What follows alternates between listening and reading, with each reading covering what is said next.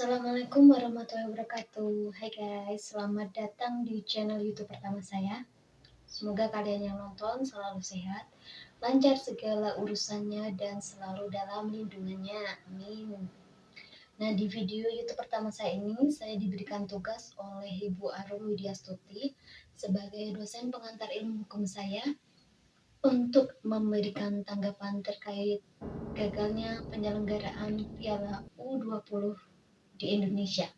Tapi sebelumnya ya, saya akan memperkenalkan diri saya terlebih dahulu. Nama saya Marnita Hayu. Saya merupakan mahasiswa semester 2 Universitas Wahid Hasim di Semarang, Fakultas Ilmu Sosial dan Ilmu Politik. Kembali ke inti pembuatan video ini, ada banyak spekulasi tentang penyebab gagalnya penyelenggaraan Piala U20 di Indonesia. Ada yang berasumsi bahwa kegagalan penyelenggaraan Piala U20 ini karena ketidaksiapan kita dari segi infrastruktur dan faktor teknis. Ada yang berpendapat bahwa ini merupakan dampak dari tragedi Kanjuruhan yang sempat terjadi di Indonesia. Ada juga yang berasumsi bahwa ini merupakan dampak dari statement yang disampaikan oleh dua gubernur kita. Nah, siapa aja gubernur kita kira-kira guys? Gubernur yang pertama adalah Gubernur Bali. Gubernur Bali ya guys. Iwayan Koster. Iwayan Koster menyampaikan penolakan terhadap kedatangan Israel ke Bali. Selanjutnya Gubernur Jawa Tengah Ganjar Pranowo juga memberikan statement serupa. Nah, dua gubernur ini berasal dari satu partai politik yang sama, yaitu dari PDI. Dalam salah satu statementnya juga Ganjar Pranowo menyatakan bahwa ini merupakan sikap partai yang sudah sesuai dengan Undang-Undang 45 bahwa Indonesia ikut menjaga perdamaian dunia. Dalam kasus ini beliau menyatakan bahwa penolakan ini penolakan terhadap kedatangan Israel, bukan terhadap FIFA, ya. Nah, untuk kalian yang belum atau tidak terlalu mengikuti kasus ini, semua ini berawal dari tahun 2019. Pada saat itu, Indonesia bersama 4 negara lain mengajukan diri sebagai tuan rumah penyelenggaraan Piala U20. Kebetulan Indonesia lah yang terpilih. Nah, kejuaraan yang seharusnya dilaksanakan pada tahun 2021 ini terpaksa dibatalkan karena pandemi COVID-19 yang ya beberapa tahun ini juga mengacaukan banyak aktivitas kita juga ya guys ya. Nah, selanjutnya FIFA mengkonfirmasi bahwa kejuaraan akan tetap dilaksanakan pada tahun 2023. Sebagai persiapannya, FIFA melakukan kunjungan terhadap 6 stadion yang rencananya akan dijadikan sebagai venue penyelenggaraan kejuaraan ini ya, yang meninjau baik itu lapangan maupun hotel tempat pemain nantinya akan menginap. Dari hasil kunjungan ini, FIFA memberikan respon yang positif meskipun Indonesia masih harus melakukan banyak perbaikan dan penyempurnaan ya guys ya. Ini kan tadi ada statement bahwa Indonesia itu kurang ya dari segi infrastruktur ya, tapi menurut saya sejak tahun 2019 sampai tahun 2023 itu waktunya sudah cukup ya untuk melakukan persiapan itu, karena udah lama ya. Dari asumsi yang terakhir nih, yaitu merupakan dampak dari statement dua gubernur kita. Banyak juga ini rakyat yang setuju atau pro dengan statement ini, karena menurut beberapa masyarakat Indonesia FIFA ini memberlakukan standar ganda. Tapi ya kita ingat lagi lah, kita itu cuma satu dari 200-an lebih anggota FIFA. Satu dari 200-an lebih anggota FIFA. Ya. Dan Indonesia tidak lolos seleksi. Indonesia diberi kesempatan main itu cuma karena Indonesia sebagai tuan rumah aja. Dan kalau Indonesia gagal sebagai tuan rumah, itu berarti kesempatan kita untuk main tuh hilang. Sedangkan di Israel akan tetap ikut karena Israel itu udah lolos seleksi sejak tahun lalu. Nah, selanjutnya nih mari kita lihat landasan hukum FIFA terhadap para anggota Piala U20 ini. Dalam statuta FIFA per bulan Mei tahun 2022 pasal 4 yang berisi non-diskriminasi, kesetaraan, dan netralitas. Ditegaskan pada ayat 1 bahwa FIFA melarang keras diskriminasi dalam bentuk apapun dan dapat dihukum dengan penangguhan atau pengusiran.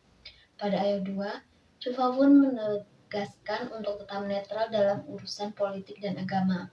Aturan ini pun kemudian didukung dengan keputusan Presiden RI nomor 19 tahun 2020. Pada pasal 10 ayat 1 dituliskan, setiap kementerian, lembaga, dan daerah untuk menyediakan fasilitas demi menyukseskan pelaksanaan Piala U20. Ayat 1 ini pun dipertegas dengan ayat 2 yang berisi fasilitas yang disediakan oleh pemerintah termasuk keimigrasian, perizinan, keselamatan, keamanan, serta lainnya. Jadi itu sebenarnya tuh secara aturan yang berlaku tidak ada masalah. Sudah ada Kepres, sudah ada agreement yang disepakati sebelumnya oleh kedua belah pihak yang berkepentingan. Dari kalangan masyarakat pun banyak yang berpendapat bahwa penolakan ini adalah salah satu manuver politik yang dilakukan kepala daerah jelang Pilpres 2024.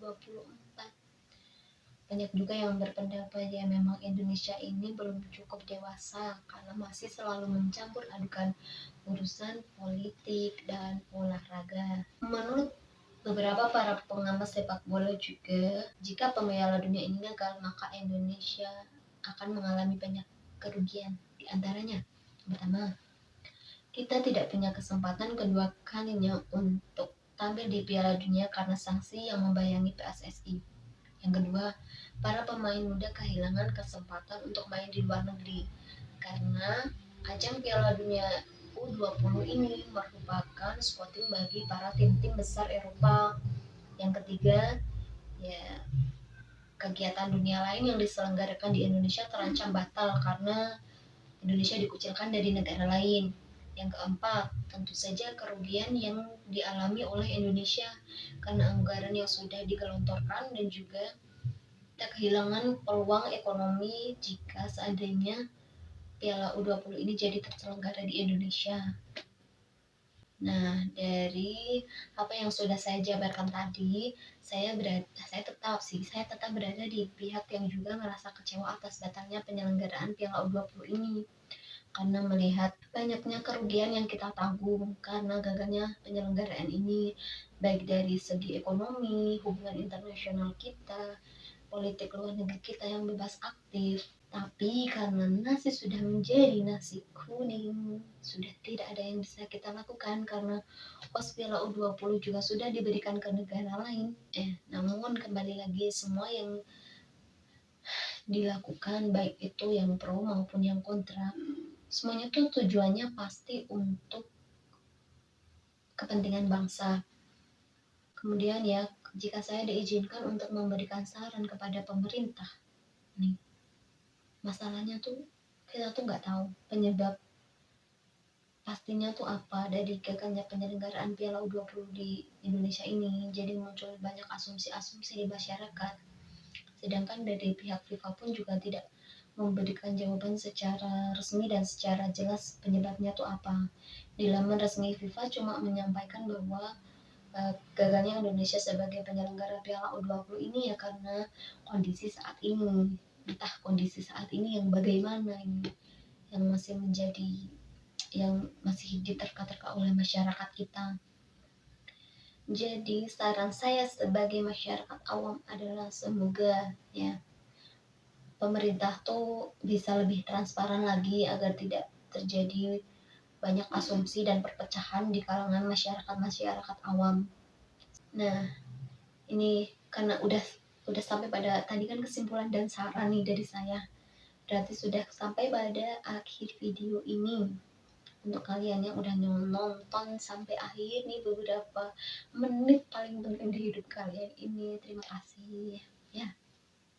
Terakhir, jangan lupa kita harus tetap speak up ya, tapi juga ingat untuk tetap menyampaikan pendapat kita dengan sopan dan santun ya. Itu aja. Assalamualaikum warahmatullahi wabarakatuh.